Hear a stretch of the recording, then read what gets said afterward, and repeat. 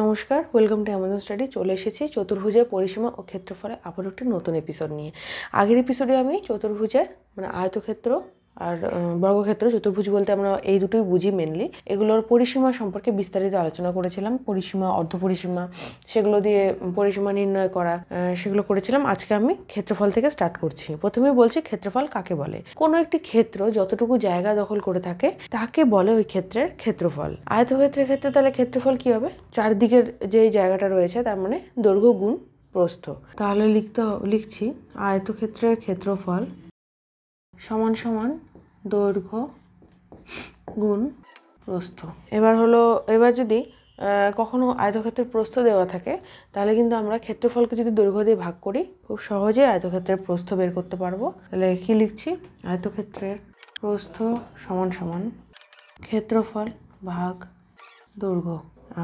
আর একটাও বের করা যাবে, আয়তক্ষেত্রের দৈর্ঘ্য সমান সমান আয়তক্ষেত্রের ক্ষেত্রফল ভাগ প্রস্থ। তাই আয়তক্ষেত্রের দৈর্ঘ্য দেওয়া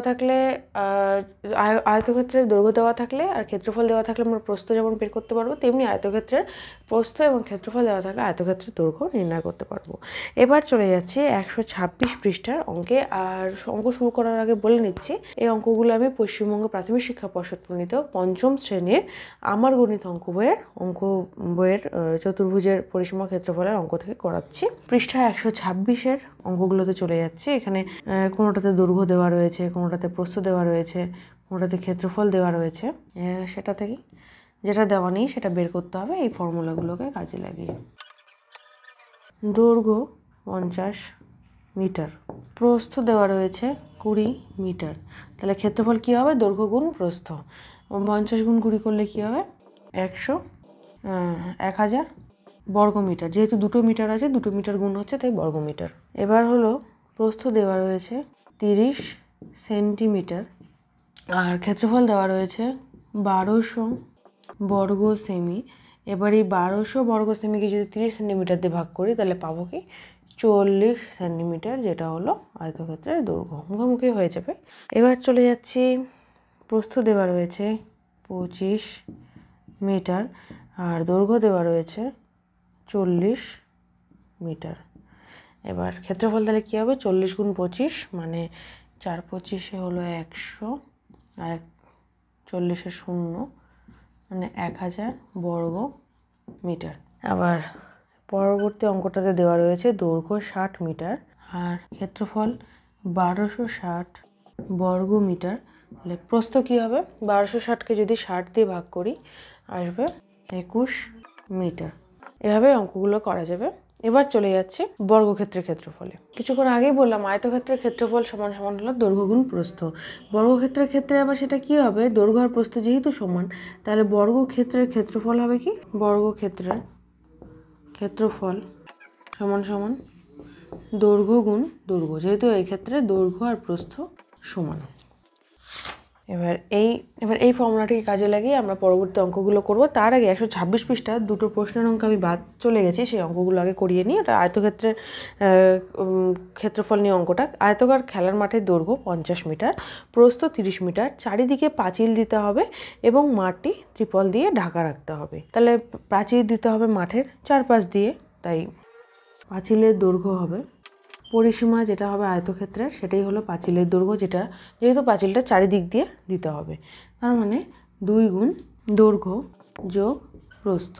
দৈর্ঘ্য 50 মিটার, প্রস্থ 30 মিটার, মানে 2 গুণ 80 মিটার, 160 মিটার। তাহলে মাঠটির চারিদিকে 160 মিটার পাঁচিল দিতে হবে। মাঠটির চারিদিকে 160 মিটার দৈর্ঘ্যের পাঁচিল দিতে হবে। এবার বলেছে কতটা ত্রিপল লাগবে। ত্রিপল লাগবে হলো এবার ক্ষেত্রফল বের করতে হবে। তার মানে ক্ষেত্রের ক্ষেত্রফল সমান সমান দৈর্ঘ্য গুণ প্রস্থ, মানে 50 গুণ 30, এটা হবে 2 মিটার গুণ করার ফলে বর্গ মিটার, মানে 1500 বর্গ মিটার। তাহলে উত্তর, মাটিতে 1500 বর্গ মিটার ত্রিপল লাগবে। এবার চলে যাচ্ছি 2 নম্বর অঙ্কে। 2 নম্বর অঙ্কে বলেছে আয়তক্ষেত্রের ক্ষেত্রফল 120 বর্গমিটার, দৈর্ঘ্য 12 মিটার হলে প্রস্থ কত হবে। সুতরাং প্রস্থ সমান সমান আমরা কি জানি, ক্ষেত্রফল যেটা হচ্ছে 120 ভাগ দৈর্ঘ্য, এটা হলো প্রস্থ, তার মানে 10 মিটার। উত্তর, আয়তক্ষেত্রটির প্রস্থ 10 মিটার। এবার চলে যাচ্ছে 127 পৃষ্ঠার অঙ্কে। 127 পৃষ্ঠার অঙ্কগুলোর জন্য লাগবে বর্গক্ষেত্রের ক্ষেত্রফল, যেটার ফর্মুলা হলো দৈর্ঘ্য গুণ দৈর্ঘ্য। যেহেতু বর্গক্ষেত্রের ক্ষেত্রে দৈর্ঘ্য আর প্রস্থ সমান। এবার চলে যাচ্ছে 128 পৃষ্ঠার 1 নম্বর অঙ্কে। বর্গাকার পাঁচিল রং করতে হবে, পাঁচিলের ক্ষেত্রফল 36 বর্গমিটার। পাঁচিলের একদিকের দৈর্ঘ্য কত হবে। পাঁচিলের মানে একটি বাহুর দৈর্ঘ্য চেয়েছে, মানে দৈর্ঘ্য চেয়েছে। পাঁচিলের ক্ষেত্রফল 36 বর্গ মিটার।